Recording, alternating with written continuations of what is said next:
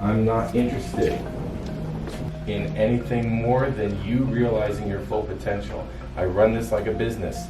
You're going to become a company. If you don't buy into this fantasy, you're not going to get anything out of this experience. It's more complicated than anything we've attempted so far. But we're trying to get something done. Something extraordinary. Something that will look really good on your resume. If you're in, be in all the way. And I'll be there with you.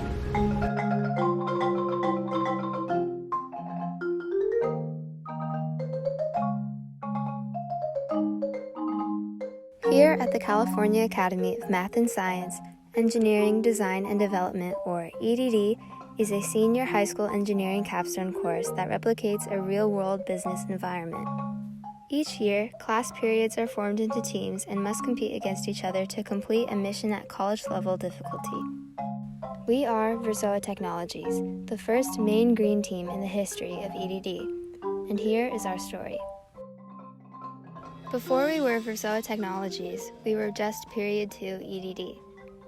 Each year, class periods are given the task to design a device that safely launches an egg at least 20 feet.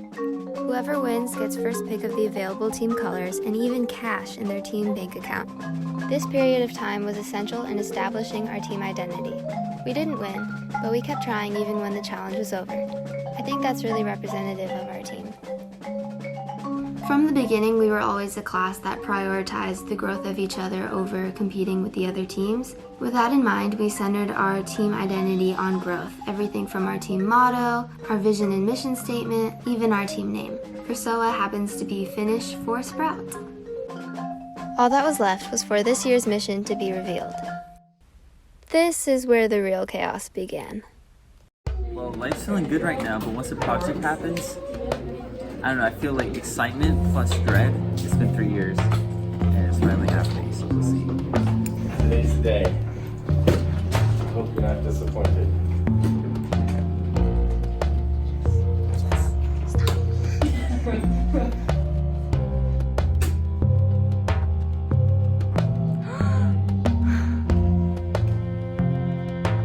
Our game of Quidditch will be played on the CAM's basketball courts and is composed of 3 main objectives for the robot to complete.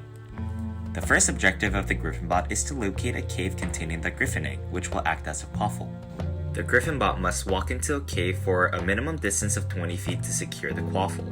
After locating the quaffle, the Griffinbot must fly through a series of Quidditch hoops and make its way toward the basketball hoop with its respective team color on the backboard. Each quaffle dropped in the hoop will result in a 10-point game for the team. Another task for the Griffinbot is to catch the Golden Snitch, which will be flying around the arena. Catching the Golden Snitch will result in a 50-point gain for the team. There are specific requirements for the design of the Griffinbot itself.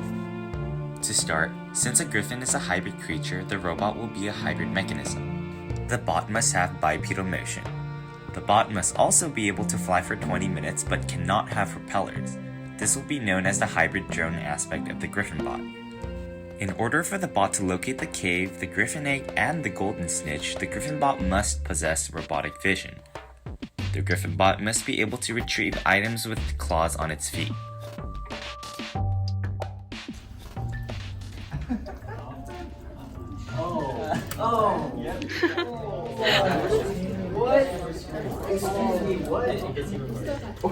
You have the opportunity to build the first bipedal walker at this school. I have faith in your talents and abilities. You have a legacy to fulfill. You have 251 days to complete this mission. Your time starts now.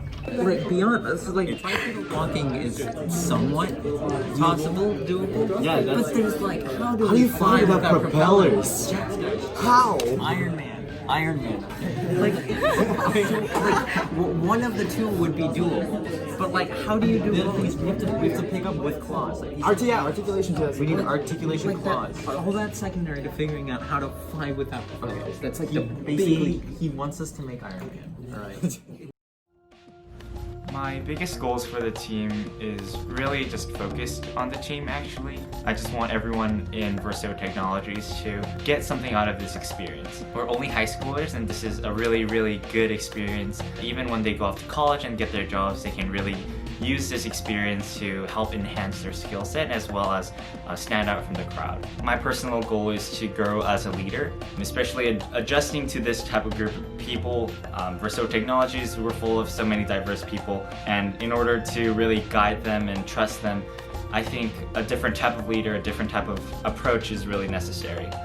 I'm really embracing this bottom pyramid leadership structure where the project manager is at the very bottom. I want to really assist people, and through this way I think I can really grow as a fit leader but not a perfect leader, and I think that's what matters to me. My name is Queenie Jose. I'm the Chief Financial Officer. My name is Ben Manalo, and I'm the Financial Communications Officer. So we're trying to do at least 2 to 3 fundraisers every month. This is just to make sure that we're having consistent progress towards our goal at the end of the year, to make sure that we have money to purchase things, purchase items. So our goal as a finance team, all together, fundraising, plus donors and everything, we want to raise $10,000. That's a lot! Hopefully, with everything that we're gonna do, because we have a few plans, it works out, because this is one of the hardest projects in EDD that has ever been conceived. So, we're looking forward to taking out the challenge. Now, this is based on your data, right? Because everyone in the class did this Google form, so this is as close to a unified design as we're going to get. So just based on the probability map and the statistical analysis that we did, it looks like inverted knee, ducted fan, and two-prong claw came out pretty clear winners. So those are going to be included in the design for sure. It looks like projectile net came out ahead by 2%. So in total, our final design is going to be inverted knee, ducted fan drone, two-prong claw, and projectile net. Success seems pretty high, a lot of us seem confident, so I don't think why it shouldn't work. Possibly feasible, yeah, but I'm not sure about the net. We're going to be doing a lot more in-depth research on the specifications for the product. So we want to be looking at statistics. You want to be looking at what's the thrust ratio for this, how much torque does the servo provide, so then we can get an encompassed view of what is on the market and what can we use. Hi, my name is Isaiah Pagdanganan, and I am the ADD Mechanical Director for Versoa Technologies. As a sub-team, me and my members have accomplished a great deal in advancing our team towards our goals. Over the year, the mechanical sub-team has helped CAD both the aerial and ground system, followed by a gimbal system that helps the robot pivot in place. Me and Alexis were assigned with a specific role to figure out a system to be able to catch the snitch. We did the CADing, we did everything from the CADing to actually picking out the parts, to the physical creation of the mechanism. After some testing, we learned that it was able to carry out its task working 100% of the time. Hello, my name is Frank Chico, and I'm the electrical lead. Choosing the new motors, choosing the better battery, the servos, the battery for the servo, the microcontrollers, the Pixie Hawk and such, and the radio controllers. So that was something that my team developed and implemented into the robot. Our team also worked on creating electrical schematics, which are important to help guide us through finding the right components and working with other sub-teams to figure out how everything's going to work together. And we also did a little bit of component testing with motors. Today is November 20, which is the day of this phase presentation. We're here practicing. That's right, sir. Making sure we're on top. Let's get in order. Let's get in order. Everyone knows how it goes, right? So I'm going to call you guys up. You guys are going to go in like this, right? And then we're going to get out the door that's going to be around here. Is that it, everyone? All right. Practice will begin in 3, 2, 1. Alright, so this is all the work that we did for the past 2 months, and I am grateful for all of you for even presenting and working on the project itself. Let's kill it out there. Versoa on 3. 1, 2, 3. Versoa! Alright, let's go. We're here in front of Mr. Carver's, and in about 3 minutes we're going to be doing the SPS presentation for Versoa Technologies. It's our first presentation out of a total of 5, so we're all kind of nervous right now, but we have our stuff situated. I think everyone's ready. I think it's packed house right now, so we're going to be seeing a lot of new faces. We're going to be making a lot more networking, and I can't wait to hand these cards out. Oh, dude. Versoa Technologies. Wait. If you want to send an email, go for it. Go for it. We had over 6 companies here. Raytheon, Boeing, Northrop Grumman, TiVo Engineering. They value what you're doing here. They respect you. They appreciate what goes on here. I feel like your presentation, I don't like to say there's a winner and a loser anymore. Your presentation was excellent to the highest degree. It was well thought out, it was well executed. There was a lot of data that was asked from the other two groups, a lot of questions from the other two groups, because they didn't present the same amount of data that you presented. And you did it in a kind of semi-layman, semi-professional way so that everybody could understand what you were delivering. I would say that this year, my favorite memory from EDD has to be the night of SPS. But the last 2 weeks leading up to it were just filled with complete and utter stress. So pulling out the documents together and then watching it all come together in front of the industry partners and people who came to see us in person and on the live stream was just really satisfying. Just feel so much tension being at our first critical design review. All the work we had done up to that point was so vital. The tensions and nerves are all there. And as nerve-wracking as it was, the feeling of accomplishment afterwards, after presenting, after answering questions and walking out of the classroom was probably the most rewarding thing so far I basically had this year. When you're all in your groups and then you work on the things that you work on and then you get those things done, you say, okay, well, I got this part done. When you see it in the context of the entire presentation, when all the groups have presented what they've done and how far you came, when I showed you the initial slides of what the project was, Shohan's up here when he's got his head in his hands because he's just like, this is crazy. But last night, you showed that crazy is possible. Hopefully you all realize this is not impossible. This can be done. You're high school students. There's no high school doing this in the country. You're doing it.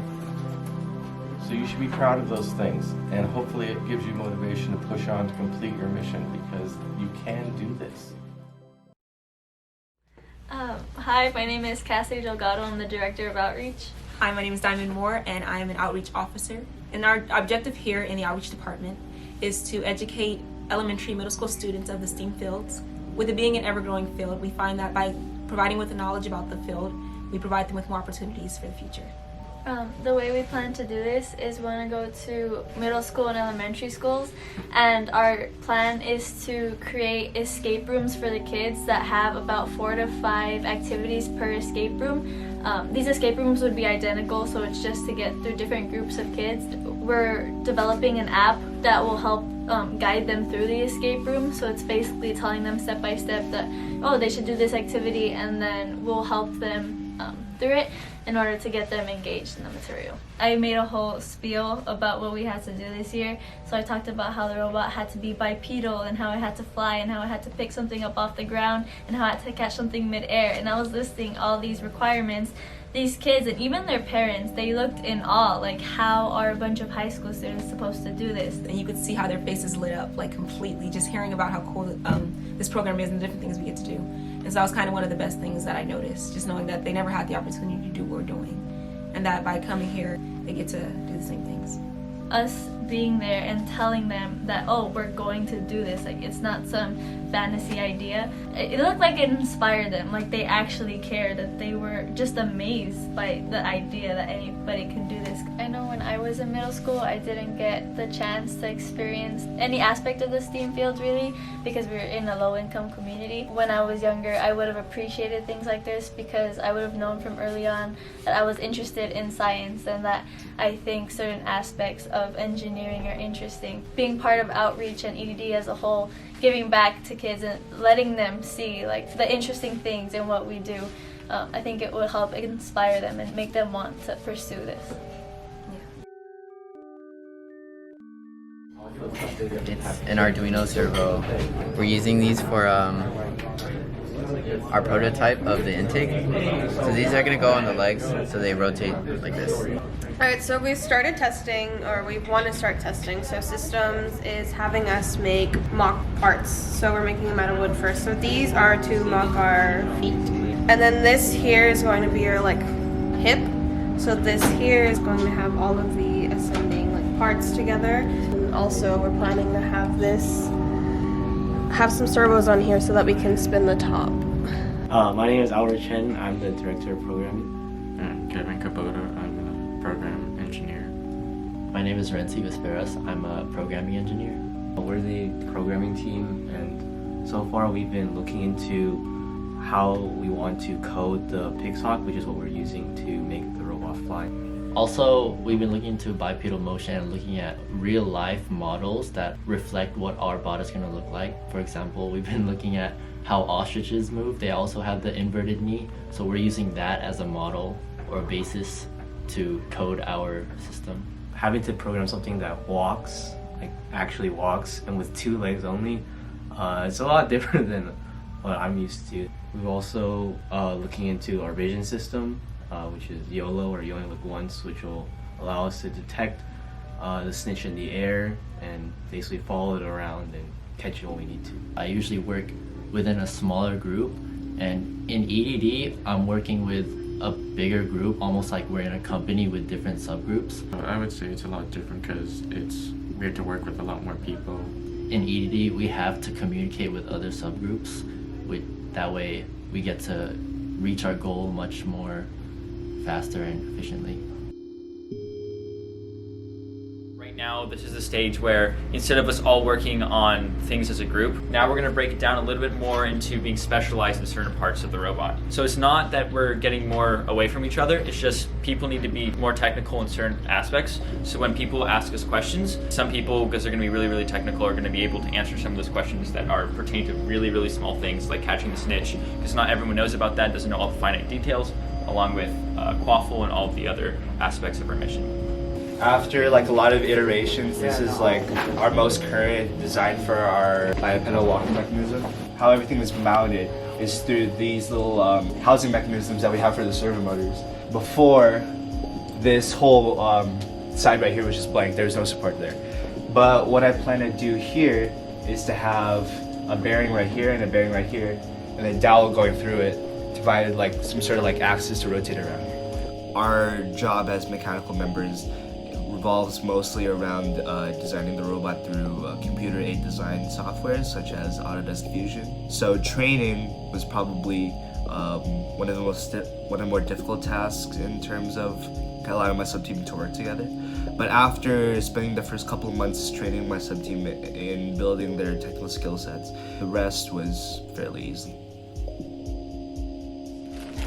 We need to really clutch up. So we were aiming for the 4th, which is the original POC date, which means that there's today, tomorrow, and Tuesday. We basically finish the robot, finish writing up, and then Cindy will do a lot of work with our document, and then media will prepare most of the presentation. And don't worry about the presentation right now. We have to finish the document so we can transfer that information onto the presentation. So we're gonna have to clutch up, we're gonna have to do things a lot, but we're not in a panic state. All right.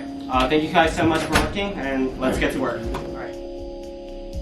Hi, my name is Sydney Denman. I'm the Director of Media here at Versoa Technologies. The main purpose of media in an engineering company is to develop the team image. We do things from making the presentations to making our publication documents with our social media. Additionally, we have to make a documentary at the end of the year, which is what you're watching right now. And basically translating all of this technical information into something really digestible and something sort of visual for people to look at. That way it's accessible to both really skilled engineers or a parent who wants to check in on what we're doing. It was a really fun environment, it was creative, and I really enjoyed it. Unfortunately, things had to come to a premature close due to the coronavirus pandemic.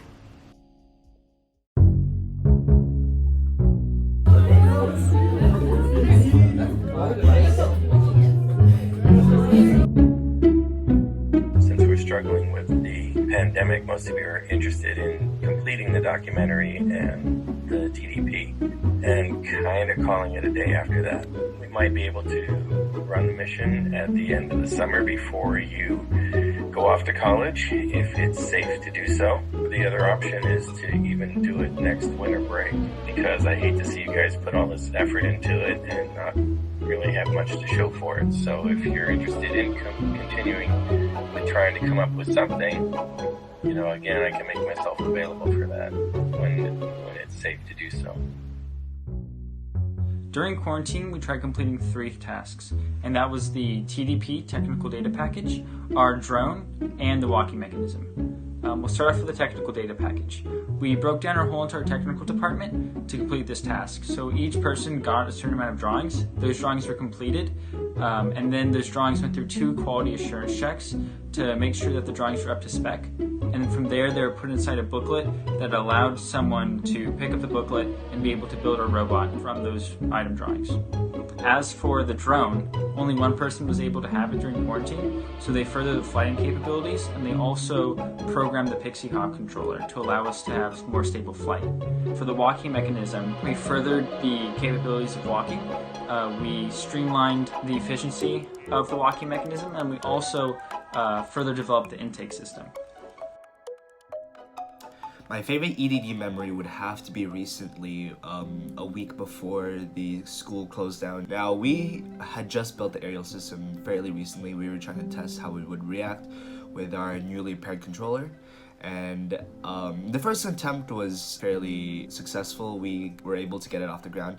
The second attempt, however, we accidentally scraped the ground as the propellers were not synced up.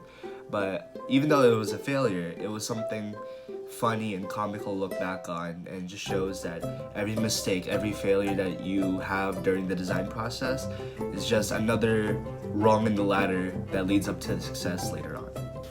My favorite memory from EDD was probably the first day that our PM Min gave us the day off so that we could just have fun and play games with each other. And I think it was a very memorable day for me, because usually in EDD we're all working hard, doing everything, and we're not really thinking about taking a break, having a good time. And it's really important to be able to relax and enjoy yourself sometimes. And it was also a moment when I realized that our CSs, our PMs, they're all people too. We can all have fun with each other. Our team has done good within the school year, as we were able to achieve our goals of setting up appropriate STEM activities for middle schoolers and elementary schoolers. Also, we were able to reach out to a good amount of schools before the coronavirus took over the world. The bonds that I've made with my sub-team are definitely what motivated me to keep going. There were a lot of times where I just wanted to give up, but every time I came into class, I felt excited to work with these people, which in turn made everything we did together something I was proud of. I never really animated anything, especially a video. I was able to watch some of the reactions from the industry partners through the little window of the door, and it was pretty rewarding to see such a positive reaction to the video and to see all of that work pay off in the end. So yeah, that was pretty cool. I think from EDD I've learned a lot about socializing with others, as well as getting to know a diverse group of people, since a lot of the times when you're working in a group, you need to learn how to talk to different people. But either way, it's taught me a lot about working with a team and how you just need to be very persistent and just have faith in your team members. It was important to come together as a whole and make decisions based on what would work best for the team. I also learned how important it is to research every aspect of the task before starting it. I was able to get my voice heard without being criticized by others, which encouraged me to start participating more and being more active. In the beginning, I was really scared to make mistakes, and over time I've kind of learned to embrace that, because it's something that's inevitable. If you don't make mistakes, then exactly how are you growing in the first place? So it's just learning how to get over that fear. No matter who you are, no matter what skill set you have something you could bring to the class. Don't be afraid to talk. I think the most important thing I learned from overseeing media this year was to ask others for help. My team is really talented in different areas. We have Cindy, who's really good at making our publication documents. We have Anais, who's really good at graphic design and animation. And we have Crystal, who has been helping me with the filming this year. I don't think anything we did this year would have been as special if we hadn't collaborated and meshed well in the way that we did. It's all about teamwork. If everyone does their job, then they'll get the job done. It's not about being like the leader. It's all about putting the team before yourself and making sure that everyone works well together. Something that we thought was near impossible at the beginning. We thought, well, there's no way we can make something like this. We only know how to make a robot move on wheels. We were able to show off the idea of how it's going to work. We haven't been able to get it to autonomously move yet, but getting the robot to walk with the bipedal setup was really cool and really cool to see when you look back upon. Yeah, I think that was something that that I'm really proud of as something that we were able to do. In the beginning, I put a lot of thought into how I could be a good project manager for the team. And our team dynamics is like really different from a lot of the team dynamics that I've dealt with. What our team was able to create was a really, really fun and enjoyable work experience. Every time we go into the meeting, it's like everyone's very quiet, but they're all very attentive, and like when we do work, like we're not like really doing work, like we're just having fun and trying to like really accomplish this goal that we all believe in. And I think that's also something that makes our team stand out from the rest. 2, 1. We are Versoa Technologies.